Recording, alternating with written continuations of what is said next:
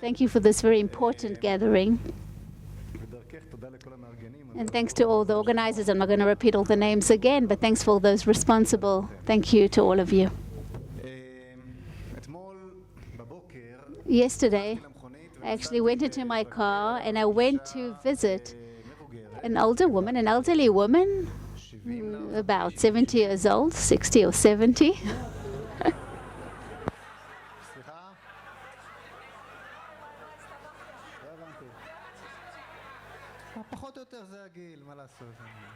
Yep, that was her age.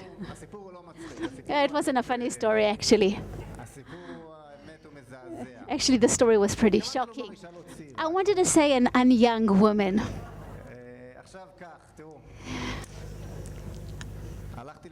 So I went to visit this woman in one of the places where this serenity has to be applied. Do you know where? In Lod.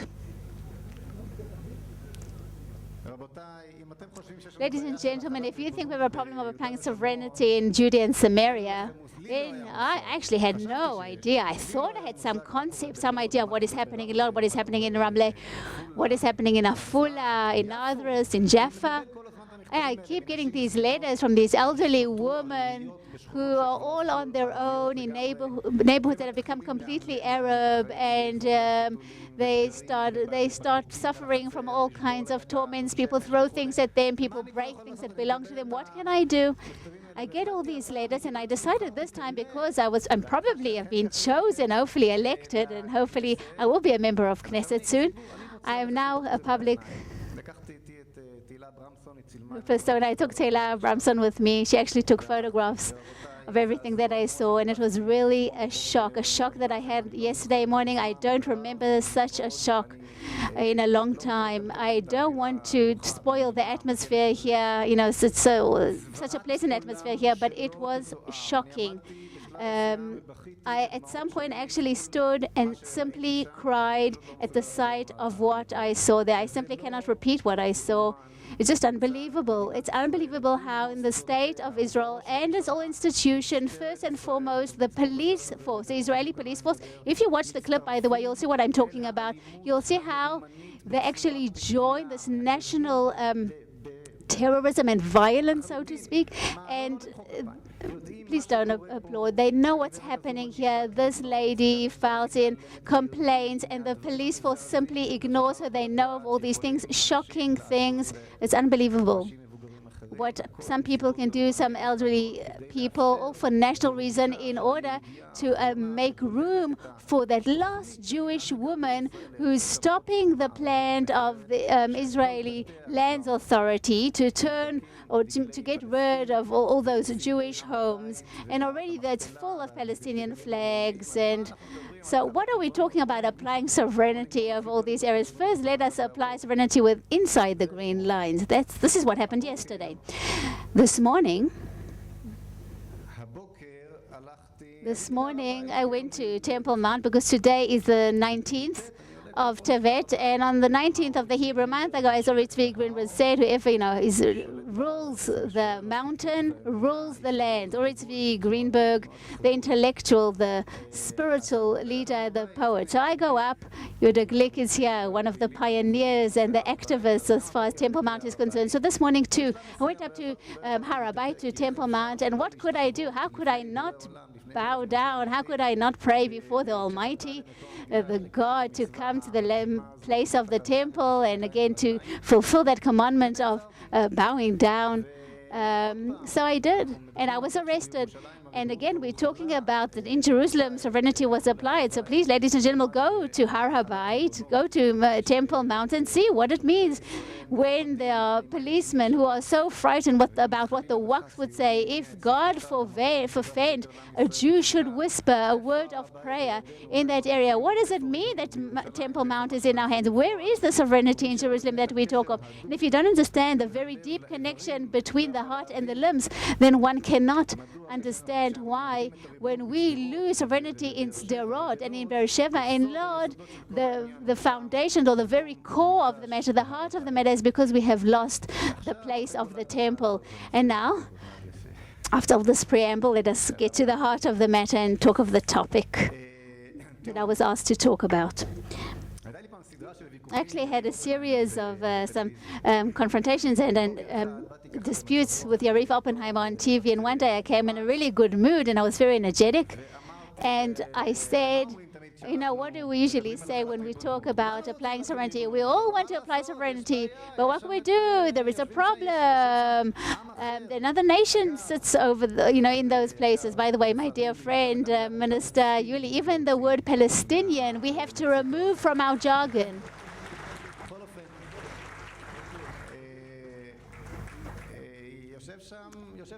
In any case, another nation is there. What can we do? So I said to him, this is on live broadcast. You can actually see this in YouTube if you wish to see. I said to him, I have an excellent solution to your problem of what you call Palestinians, of the war with the Arabs in Judea and Samaria. A wonderful solution, and I'm sure you will agree to it. However, before I propose a solution, I must ask you one question before that. If you give me a positive answer to this question, then it will be a perfect solution, and I'm sure you'll be very happy with it. Okay. The moderator of the program, was all excited. Something interesting is about to happen. They're going to agree on something, these two opponents. And then I said, listen, I would like you to answer one question.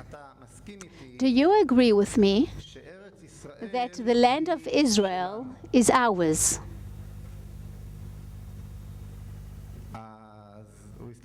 He looked at me. He didn't quite understand what I was asking. Well, what do you mean? He asked. Do you think the land of Israel belongs to the Jews? And I knew why I was asking this question. Because even Yariv Oppenheimer is not able to publicly say that he does not believe that the land of Israel belongs to the Jews.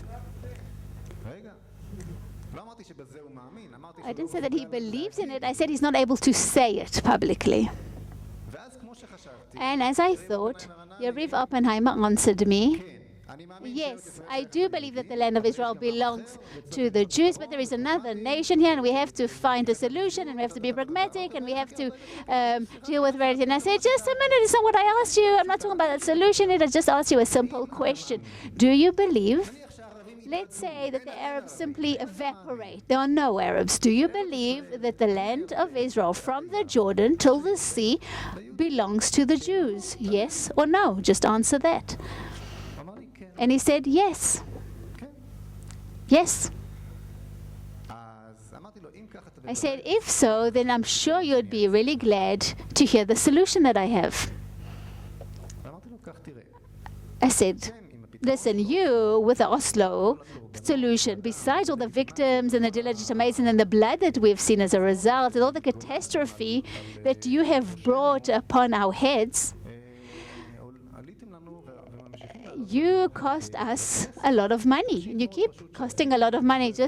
I'm not going to, elaborate on everything, but imagine, just for that concept of Oslo, of the concept of two states and dividing the land into two states, has paid so much and continues to pay 10% of the national revenues, the national income of the budget. 10% of the national budget goes to Oslo, Shimon Peres, Yariv Oppenheimer, and Yossi Beilin, and and just think of ultra-Orthodox, and that it's negligent. So just think about all the defense mechanism, and think about watch guards at every coffee shop. Could you think about how much this costs? It's about 10 salaries just for that one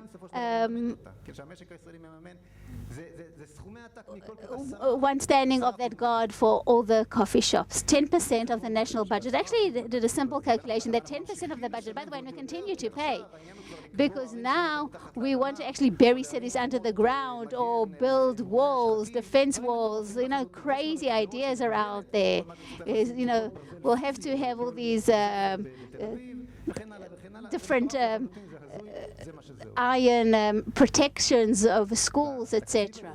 Now, in this budget that keeps accumulating in every decade, we could actually give every Arab family, the 1.4 million Arabs in Judea and Samaria, 1.1, sorry, in Judea and Samaria, we can give each Arab family in Judea and Samaria an incentives of about $500,000 for every family in Judea and Samaria in order to encourage their immigration to a different place where they can find a better future.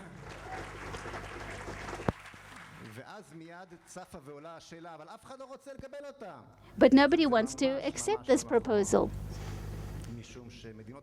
because, again, the Western countries are getting smaller.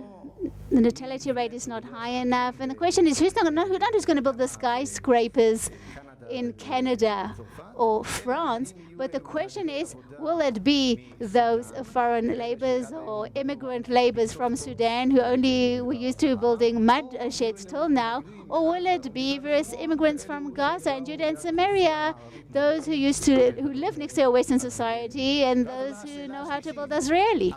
And the third question is, but surely they don't want to move and they love this land. But that is also not true, because from polls that were conducted by universities, by the way, and academic institutions that were done in Gaza and Judea and Samaria show us that about 80% of the Gaza residents actually want to emigrate, want to leave Gaza, unless we really want to convince them that it's so wonderful in Gaza. And some people actually do that. I have 3 more minutes. It's only getting interesting. What a shame.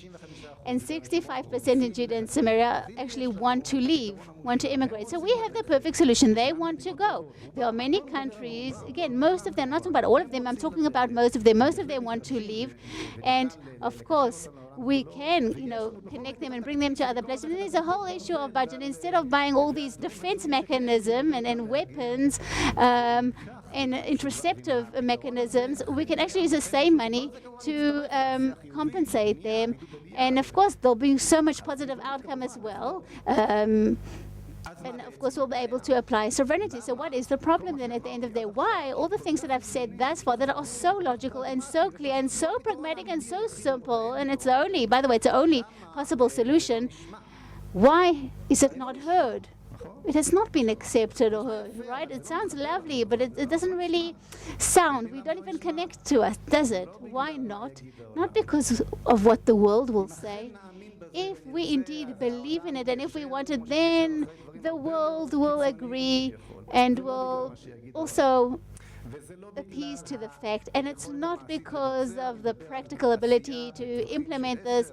I'm talking about, we have 10, 15, 20 years. We are the nation of eternity. We have no problem of time. But when Yariv Oppenheimer answered me that he does believe that the land of Israel belongs to us, he did not tell the truth.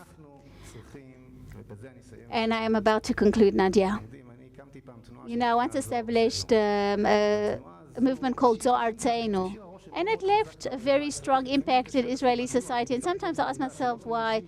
Because unlike Women in Green, from that time till today, they're energetic and going strong. But we were very intensive at a certain point, and then we disappeared. So why that movement, Zohar Tzeinu, why did it leave such a strong impact? And I think the answer is very simple. Its name.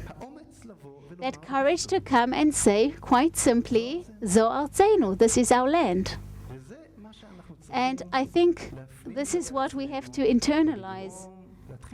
And we have to start speaking the truth to ourselves and to the entire Israeli public. And when we believe this and when we internalize and understand that this is our land, not that this is our land and also the land of somebody else. It's not that, I take a bride, you are mine, and also belong to the neighbor. Of course not. Only when we internalize and understand that this is only our land, then applying sovereignty will be the only simple and practical step to take, and most simple too.